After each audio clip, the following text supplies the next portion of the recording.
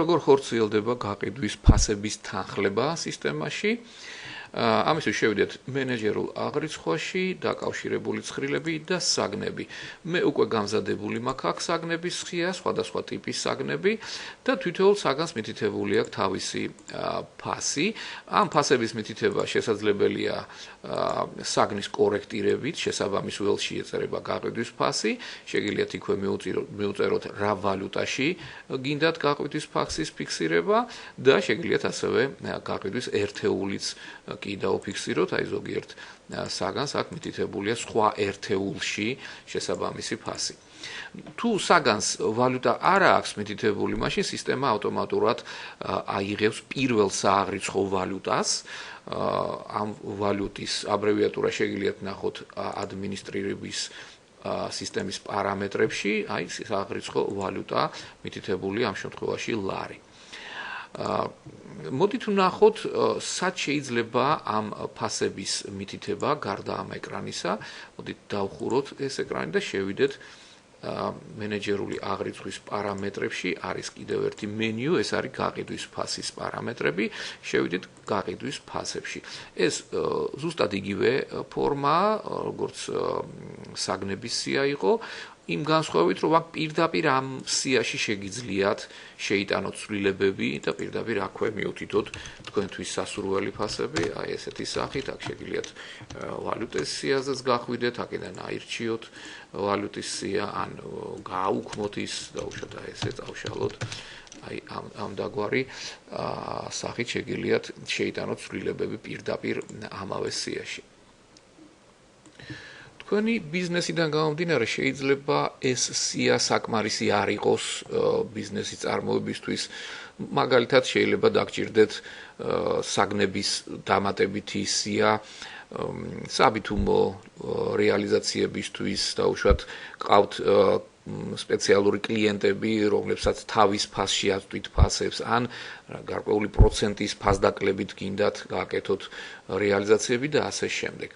იმისათვის რომ თქვენ სხვადასხვა ტიპის რეალიზაციები და ფასები გაამზადოთ, სისტემაში არსებობს სპეციალური მენიუ, ეს არის მენეჯერული აღრიცხვის პარამეტრებში, გაყიდვის ფასების პარამეტრებში არის გაყიდვის ფასების ტიპები, სადაც შეგიძლიათ იმდენი ფასის ტიპი დაამატოთ, რამდენი ტიპით დაგჭირდებათ თქვენ ბიზნესში. მაგალითისთვის დავამატოთ ესეთი ფასები, ავიღოთ მაგალითად საბითუმო ფასები. საბითუმო ფასები დავამატოთ, მაგალითისთვის ავიღოთ 5%-იანი ფასდაკლების ფასები, ან დავამატოთ სპეციალური ფასები, ეგრეთ წოდებული VIP კლიენტებისთვის, მაგალითად ავიღოთ ესეთი VIP კლიენტებისთვის, აი ესეთი ფასები შემოვაყალიბოთ VIP ხოლმე.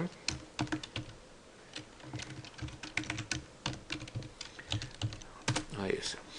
როგორც კი თქვენ შეავსებთ ამ ასე იგი ფასის ტიპებს და გადავალთ გაყიდვის ფასებში, მოდით დავხუროთ ეს ფორმა, თავიდან შევიდეთ, აქვე გაჩნდება უკვე თითოეულ საგნის გასწვრივ დამატებითი ფასები, ის ფასების ტიპები, რომლებსაც თქვენ დაამატებთ, გექნებათ საშუალება დაამატოთ არა მარტო უშუალოდ ფასი, არამედ მისი შესაბამისი ვალუტაც, მაგალითისთვის ავიღოთ 10, უფრო საბითუმო ფასებისთვის დავუშვათ 9, ავიღოთ, აქ ავიღოთ 19, აქ 25, აქ ავიღოთ 0.9. თუ რომელიმე ფასები მეორდება, შეგიძლიათ მონიშნოთ ეს ველები, გააკორექტიროთ ერთ-ერთი მათგანი და მასში მითითებით პაკეტურად ჩასვათ მნიშვნელობები. აქ დავუშვათ ავიღოთ 45 ლარი. თუ ვალუტას არ მიუთითებთ, მაშინ სისტემა აიღებს ძირითადი ფასის ვალუტას და თუ იქაც არ წერია ვალუტა, როგორც ამას წინ მოგახსენეთ, მაშინ უკვე აიღებს პირველ სააღრიცხვო ვალუტას. აქ მაგალითად ავიღოთ VIP კლიენტებისთვის უფრო ნაკლები ფასები დავუშვათ, 8 ლარი იყოს აქ 18, აქ იყოს დავუშვათ $20, აქ იყოს 0.5, მაშინ შევიტანოთ ესეთი სახით და აქ ავიღოთ 40.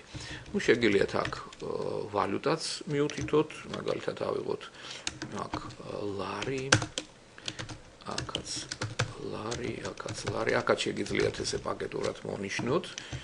ავიღოთ ერთი ვალუტა, რომელიც გაიმეორებს.